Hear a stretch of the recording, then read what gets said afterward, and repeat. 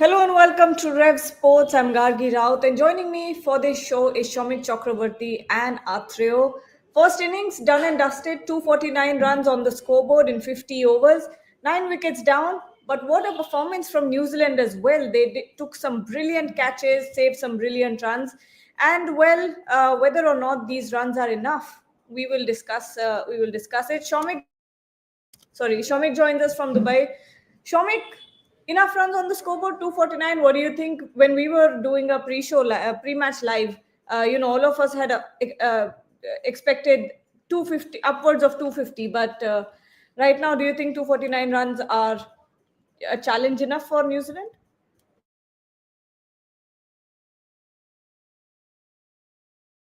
65 New Zealand, anything beyond 260 would have been more challenging. But the depth that New Zealand batting has, 65-35 in favor of them. New Zealand sort of saved at least 20 to 25 runs in the field. Unbelievable outfielding, unbelievable outfielding. Uh, Virat's dismissal was a case in point. It was a four. It was a four written all over it. Any other fielder, it probably would have gone for a four. But Glenn Phillips pulled up a stunner. How did he do that? I mean, when he was taking the catch, he was almost parallel to the ground, the way he dived. So, and not only Glenn Phillips, Kane Williamson, the catch, left-handed catch he took to dismiss Jadeja. All along, everything combined, good bowling, the pitch is sluggish, good bowling, and coupled by excellent fielding, fantastic fielding. And I told you before the show, this is the game where India will be meeting their match, and it turned out exactly that way. Atra, two excellent catches by Glenn Phillips in this Champions Trophy so far. One against Pakistan, if I'm not wrong, and one today as well. And apart from Glenn Phillips, we saw some brilliant fielding by the New Zealand fielders there. Kane Williamson as well, saving a lot of boundaries at backward point. We talk about catches win matches. We talk about how much it matters saving those crucial boundaries. But at this point, we had recognized that New Zealand is the best fielding side in the Champions Trophy in the tournament. But do you think there are enough runs on the scoreboard?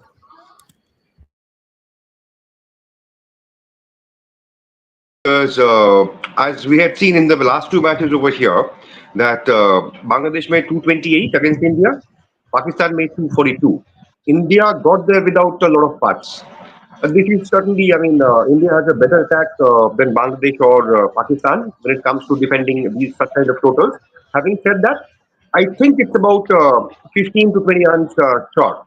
And I'm not just saying this because the pitch is a bit sluggish. There is grip and turn. Not only because of that, because India were in a position to get to a 260.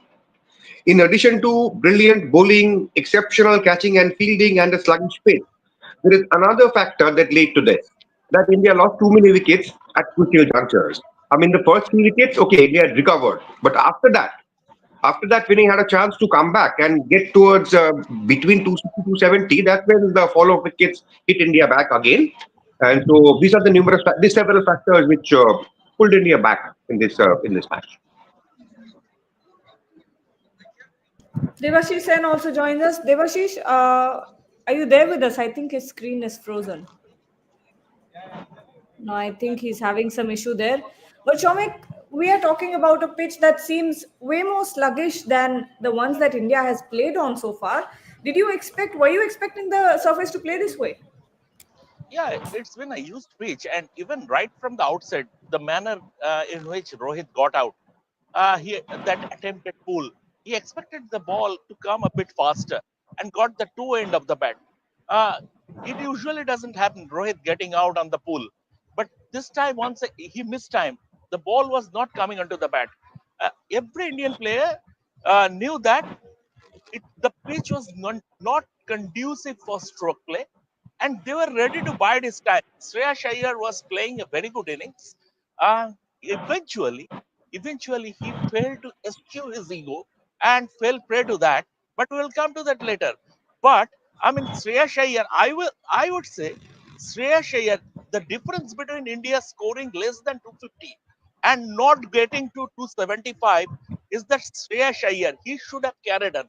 He looked the most comfortable on this pitch, but once again, discretion should have been the better part of valor.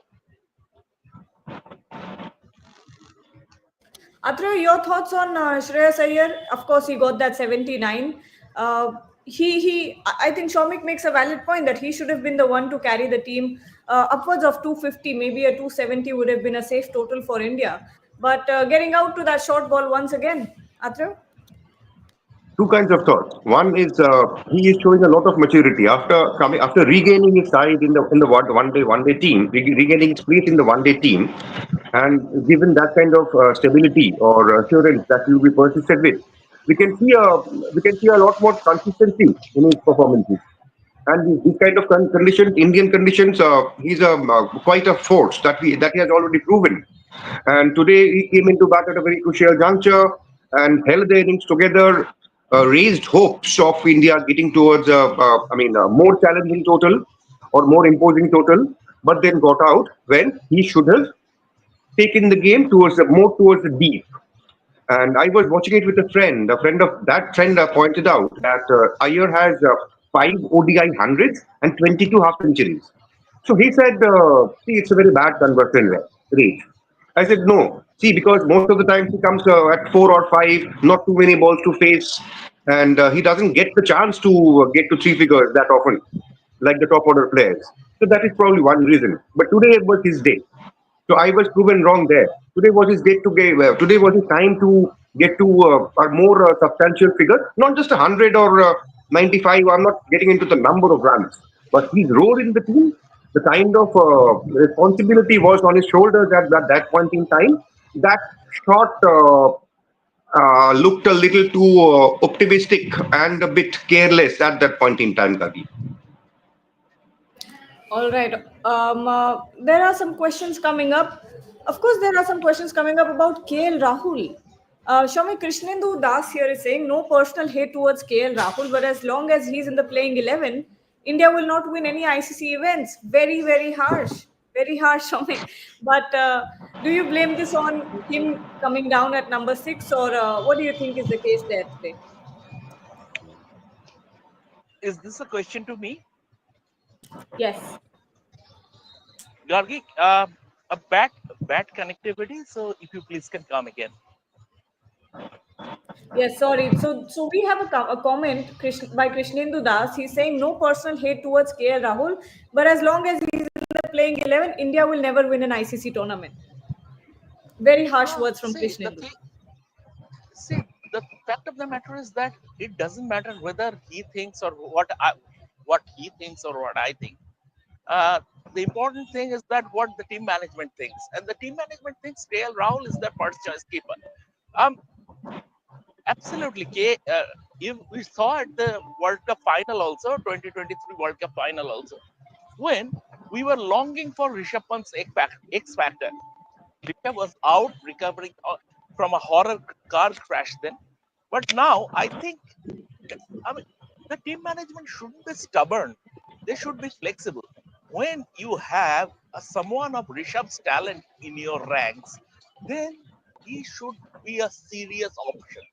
KL Rahul is okay, but once again, I will cut him some slack. The ball he got from Mitchell Santner was a very good one, and when he was at the crease, he was sort of playing untroubled. But can he take that? Can he take that leap in terms of upping the ante? I'm not too sure. His batting, be it Test cricket, be it white ball cricket, follows a clear pattern, and he will not go outside that pattern. He cannot grab the opposition bowling by its scruff. So from that point of view, when you have someone like Rishabh Pant, you should consider him as a serious option. Devashish Sen also joins us. And as soon as I go to ask him a question, his window freezes somehow. Once again, his window has his window has been frozen. So Gata is asking, 250 is a good score on this wicket and the ball is gripping. We have four quality spinners on our side, so be optimistic we are going to win this. Even if we don't win this, what me and Boria were talking about in the pre-match live is the fact that if India lose this one is the fact that India gets a loss out of the way. If they want to lose, just get it out of the way today. And second, you face an Australia in the semi-finals. And would you rather take a South Africa or a depleted Australia in the semi-finals? I think an Australia would be a better option. But what do you think? Four quality spinners, a sluggish pitch, 250 runs on the scoreboard. Are you optimistic, Atreo? Well, I'm not ruling it out. I mean, 249 with the on this kind of a pitch and with four spinners in the side, India can jolly well make a match of this. They are definitely in position to fight. I mean, it's not going to be a cakewalk. I mean, it doesn't seem that New Zealand is going to have it easy. No. But as far as semi-final opponent is concerned, that we see, I mean, we can say that the Australians have a depleted attack. South Africa have a better attack at the moment. But as a team, you don't choose those. I mean, you are in the semi-finals, you are in the semi-finals. It's not in your hands who you are going to play. So now, if they deliver, if India lose this match, I think they are going to play South Africa. And if they win, it's going to be Australia. So, but team plays for win. I mean, I know law of averages, especially in the T2023 World Cup, when a lot of people said that there should have been one defeat, one defeat only. And had India won the World Cup, had they suffered one defeat in the group league matches, in the league phase, I doubt. So those things we can't get into. You can only look at what you have to do. And going back to the punt and the Rahul debate, I'll just keep it very short. I am of the opinion that if your keeper in this setup has to bat at number 6, it should be Rishabh Pant. And if Rahul is to be kept in the level, he has to bat number 5. I'll leave it there. Okay. More questions. Let's take more questions. KL Rahul needs to learn from Hardik Pandya on how to perform in tough situations. Okay, Prasenjit Jana is also saying crunch situation में KL कब perform करेगा. Devashish, finally you're back. I tried asking you questions 2 times, and every time I went to you, your window froze. But glad to Yeah, have you here. because of the internet issues. I hope you've been able to catch some of the match, since it looks Yeah, like you're out on. I did what I thoroughly enjoyed that late buzz by Hardik Pandya. It was because of his effort that India could finally reach some total of respectability. Yes, 249 is a tricky total. Might as well be a winning score, I would say, because with the wickets being on the slower side, and India has four quality spinners in their side. So it will be a tricky run chase, I would say. It won't be easy for New Zealand either. We saw what happened because stroke making was getting difficult and for India as well. Gargi. All right. Prasenjit Jana, I keep saying it wrong.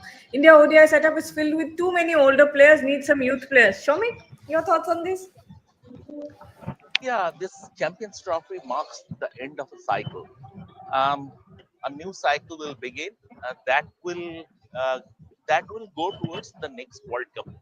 So I will not be surprised if a couple of players hanging up their boots after this Champions Trophy. I don't know who those players are, but we can guess sort of. I don't know whether Rohit Sharma would last until the next World Cup. Whether Ravindra Jadeja, although he is absolutely fit, but whether Ravindra Jadeja would last until the next World Cup. So maybe when they will start the new cycle, the selectors will think about that. And Gargi, one more thing about Shreya Iyer, I forgot to mention. Over the last few ODIs against England, in the ODI series against England, and also here, two things are clear. One is Shreya Iyer is absolutely essential as far as India's ODI setup is concerned. And it was a travesty that that at the selection meeting there was a big debate whether to include him in the squad or not. There was a big debate. and the opinion was seriously divided. That I can confirm. But over the last few matches, we have seen he is essential. At the same time, Shreyas Iyer needs to reach the next level. He needs to understand that at number four, 78, scoring 70s, 80s, he needs to eschew his egos to start with, especially against the short ball. If you have a if you have a weakness against the short ball, accept it. In in O'Rourke's previous over, a bouncer got big on him. He tried to pull it. The ball fell short of William. He should have learned from that. Once again, he tried to play that short delivery. He could have easily offered a deadpan defense, a nip there, a nip here, a tuck there for a single. But it was he failed to eschew his ego. So this is one area Shreyas Iyer must improve. Devashish, I had seen some comment I needed to take, but okay, never mind. Let's move on to the next innings. Before I go to Atreo, 249 runs on the scoreboard. It's a slow and sluggish track. We've seen that it's not the easiest to make runs on. With Varun Chakravarti in the team, four spinners. Will that ploy finally come into fruition? Yeah, I think so. I think so because, like I said, that the Indian batters did struggle, so it won't be an easy task for New Zealand batters as well. So I think that middle overs, it's especially the likes of Kuldeep. I think he will play a very, very big role along with Varun Chakravarti. And as Shramikda rightly said, I quite do not go get it. What was the need for getting in an extra spinner in Washington Sundar? I think in all probability he might not get a match in this Champions Trophy edition. So what's the point of getting in an extra spinner? And so I think, having said that, I think the key for New Zealand will be having someone like a Daryl Mitchell in the middle of all. We saw what his innings was in that semi-final against India at 50 overs World Cup at the Wankhede Stadium. So I think if New Zealand can get a good start, they need to get a good start. By good start, I mean they need to make a steady start, something in the region of even if they get. 50 for no loss, I think that would set the platform because they have that batting. But I think it will be very tough in the run chase. So, Atreo, same question to you. See, four spinners, this kind of a pitch, and the quality of the spinners, everything points towards a strong Indian, defense of this total. But from experience, I can say I've seen it a few times that it's never easy to handle four spinners. I mean, four spinners you rarely see in one-day matches. We have seen that in test matches a few times, and whenever that happened, I saw that at least one of them gets underbowled. So, four spinners can be a strength, but it can also be a double-edged sword. I mean, it's Rohit Sharma himself doesn't have a lot of experience of handling four spinners in a one-day match. He has played some 250 matches maybe, but not many times in his life has he seen this. So it's a tricky thing. It's not necessarily a major strength. I mean, it can also be a drawback. Even by a smaller margin, it can also be a drawback because you don't know, I mean, who to bowl and when to bowl.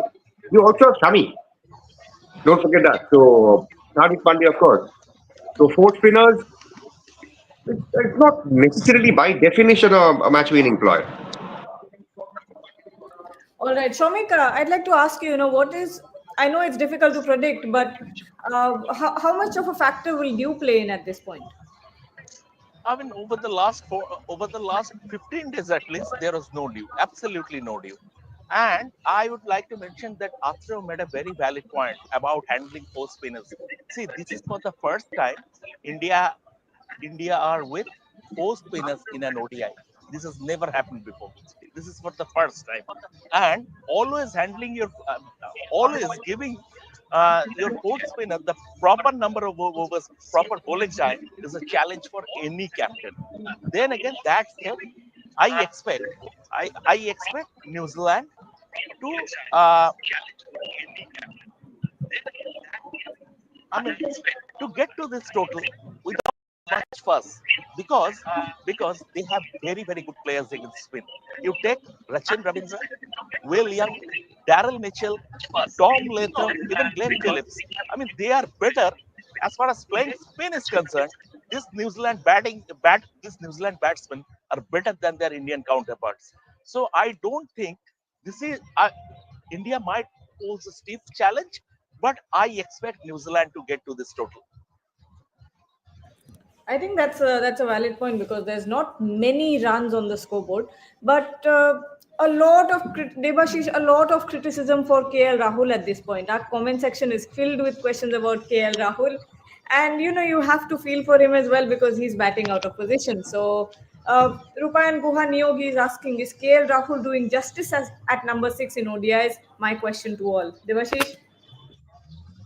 I really now it's high time that you need to make a wise call by getting in a Rishabh Pant. Means when you have someone like a Rishabh Pant warming the benches and it's obviously should you risk Rishabh Pant in the all important semi-final match, that needs to be asked because clearly we all know that KL Rahul's batting position, ideal batting position is number 5.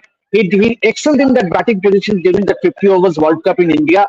And I earlier also said that in KL Rahul, ideal should go in at number 5, but Akshar Patel, no complaints against Akshar Patel because he has grabbed this opportunity with both hands. We saw it what his innings was in that T20 World Cup final against South Africa and Barbados. We saw whatever opportunities, whenever Akshar has got the opportunity to bat higher up the order, he has done justice. And so I think it's really high time that the Indian team management takes a call whether to stick with KL Rahul. Yes, KL Rahul himself said in the press conference that his primary objective is to, because he knew the fact that he has to go in at with 10 overs or 15 overs left. So he has been trying hard and especially he did say in the press conference that in the practice session his primary objective is to go after the bowling right from the word go, particularly keeping field positions and challenge himself. But despite the fact that he missed out on a great opportunity, I think Indian team management should need to take a call whether to go. Yes, Gautam Gambhir did say that they reckon that KL Rahul is their number 1 wicket-keeper batter. But when you start someone like a Rishabh Pant, and obviously he did not get any chance, any game time in recent times. So whether you stick with a KL Rahul if he is batting at number 6, or you rather risk a Rishabh Pant in their all important semi-final, whoever is the opponent, either Australia or South Africa. Kishore Mishra here is asking, sorry, not this one, Rohit Sharma one. Sorry, Asim Hans. Is Rohit a pinch hitter or the opening batter of the team? For how long can the team afford to allow this reckless and irresponsible batting, which puts the team under pressure when it doesn't come off? Shamik?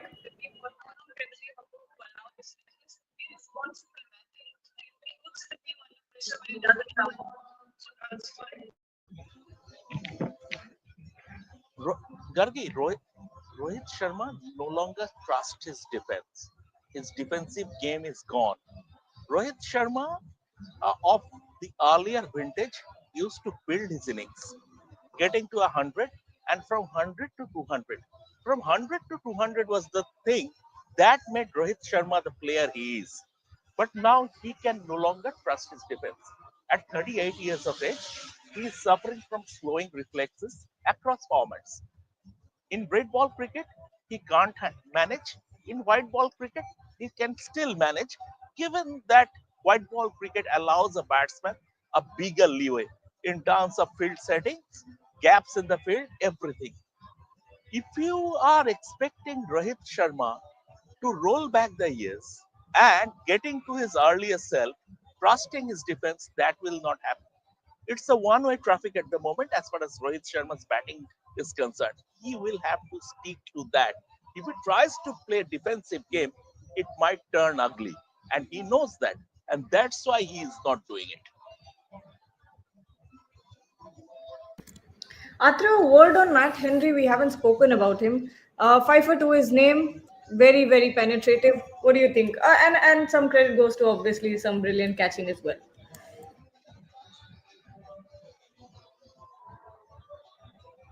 Oh yes, mute. Yes, go ahead. Is the question about Henry? Okay. Well, Henry had not taken wickets with the new ball in the power play in this tournament so far before this one. But having somebody like Henry in the side means you have a bowler who can deliver with the new ball and with the old ball. And he's sort of a bowler who doesn't really rely a lot on swing. I mean, he depends more on the cutters, movement of the seam of the pitch, and that's what he does. He has good control over the movement, amount of movement he has. He doesn't make the ball jag back or swing out a long way. You will see the movement, degree of movement is very very little, which makes things tougher for the batters because the ball they have to make those late adjustments, and that is where he keeps testing the batters. And today was a good time for him actually. It's important for New Zealand that Henry came back with wickets in the first spell and in the second spell. So he jolted India at both ends with those two wickets early on, and then also snipping of the tail. So he was very effective, and I expect him to be effective. I mean that is why they persist with him in all the formats. There were times when Saudi and both were available, but one of them would be dropped because Henry would be played. So that is how that is how important he is. That is how effective he is. He's a I mean, I don't know. I mean, if the matches are played in Pakistan, how his performance will be, I can't say. But over here, he's a very, very handy customer. In Dubai, he's a very handy customer. Well, the players are walking onto the field, so I'll give the last word to Shomik. Before that, Kishore Mishra is saying, don't feel for KL Rahul. He has been given plenty of opportunities. How can you be so ignorant or biased as a journalist and don't see the obvious? Well, Kishore, the problem is not that he has been given plenty of opportunities, but the fact that he has been constantly being shifted throughout batting positions and never been able to kind of sort of get set in one position. But and in ODIs, his best batting position is 4 and 5. If you can just Google and check the facts, check the stats, you'll know. But Shomik, do you think India can do it? What do you think? And tell us a little about the conditions, how you expect them to evolve. Conditions, the pitch is going to place a little slower under lights. I don't expect dew. Anyway, Gargi, it's very difficult to keep the focus when Rolls Royces and Bugattis and Porsches are flying past you in every 2 minutes. So that is the challenge. By the way, but as far as cricket is concerned, I expect New Zealand to win this game. India will have to play out of their skin. Rohit Sharma will have to manage his fourth spinner very well, and India will have to be on top of their game as far as fielding is concerned. India's fielding is not as good as New Zealand's, so India will have to tick all the boxes to pull it off. But once again, as I said at the start of the show 65-35 in favor of New Zealand. All right. On that note, we'll take your leave. Thank you so much, Shomik, Devashish, and Atreo for joining. And to everyone who's watching, don't forget to join us at the end of the match as well. Thank you.